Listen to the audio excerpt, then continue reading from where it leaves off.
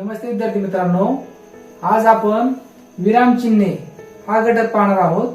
विरामचिन्हे कोणती आहेत आणि ती वाक्यामध्ये कशी वापरायची याचा अभ्यास आपण या व्हिडिओमध्ये करणार आहोत. मुलांनो, विराम म्हणजे विश्रांती.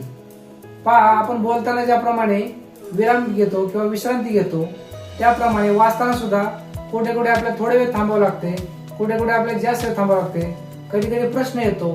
तर या सर्वांसाठी काही चिन्ह वापरले जातात. तर या चिन्हालाच काय म्हणायचे? विरामचिन्हे. आता हे विरामचिन्हे कोणते आहेत ते आपण पाहूया. मित्रांनो, पहिला आपण विरामचिन्ह पाहूया पूर्णविराम. तर पूर्णविराम कसं द्यायचंय बघा. तर छोटासा एक भरीव गोल काढायचा आहे, त्याला म्हणायचंय पूर्णविराम. तर हा बघा, हा पूर्णविराम आपण कधी वापरायचा? ज्या वेळेस वाक्याचा शेवट होतो किंवा ज्यावेळेस वाक्य संपतं त्यावेळेस आपल्याला हा पूर्णविराम त्या ठिकाणी द्यायचा असतो. उदाहरण पहा, मी रोज शाळेत जातो. त्या ठिकाणी वाक्य संपले म्हणून या ठिकाणी काय दिलं बघा, जातो त्या पाठीमागं पूर्णविराम त्या ठिकाणी दिलेला आहे. अशा प्रकारे भरपूर वाक्य तुम्हाला पुस्तकात पाहायला मिळतील. उदाहरणार्थ, आम्ही जेवण करतो किंवा आई रोज स्वयंपाक करते. करते नंतर काय आहे? पूर्णविराम आहे. आम्ही घरात राहतो, राहतो नंतर पूर्णविराम आहे. आता पहा, दुसरं विराम चिन्ह आहे स्वल्पविराम. स्वल्पविराम कसं काढायचं बघा. छोटासा भरीव गोल आणि खाली त्याला वाढवायचे थोडस, म्हणजे मराठीमधला जो छोटा एक आहे त्याप्रमाणे हा दिसतो. तर हा स्वल्पविराम कुठं वापरायचा पहा, ज्या वेळेस एका जातीचे अनेक शब्द आलेले असतात. म्हणजे बघा, बोर, सफरचंद, केळी, पेरू हे सर्व फळे म्हणजे सर्व एका जातीचे आहेत शब्द.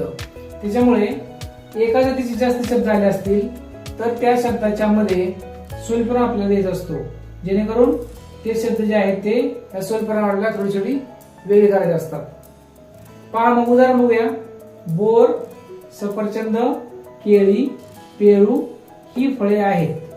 ह्याच्यामध्ये काय आलं? बोर नंतर स्वल्पविराम दिला, सफरचंद स्वल्पविराम दिला, केळी नंतर स्वल्पविराम दिला, त्यानंतर पेरू नंतर स्वल्पविराम द्यायचा नाही. कारण ज्यावेळेस चार असतात, समान जातीचे चार शब्द असतील तर 3 स्वल्पविराम येतात, 5 शब्द असतील तर 4 स्वल्पविराम त्या ठिकाणी येत असतात. आता बघा, दुसरा प्रकार आणखी पाहूया आपण एक. ज्यावेळेस 2 छोटी छोटी वाक्य असतात, ते 2 छोटे वाक्य त्या 2 छोट्या वाक्याच्या मध्ये स्वल्पविराम आपल्याला द्यायचा आहे.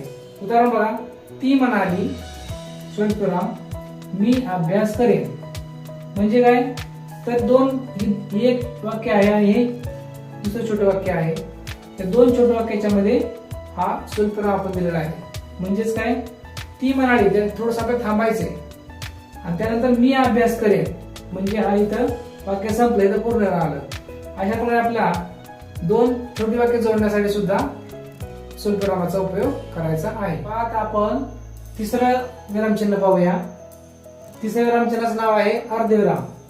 आता पहा, अर्धविराम कसं द्यायचा? तर पूर्णविराम आणि स्वल्पविराम या दोन्हीचे मिळून काय झालेलं आहे? अर्धविराम झालेला आहे. तर पहा, हा अर्धविराम आपल्याला कुठे द्यायचा त्याची पण आपण माहिती घेऊया.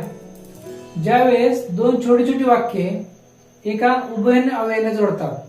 उभयन अव्यय म्हणजे काय?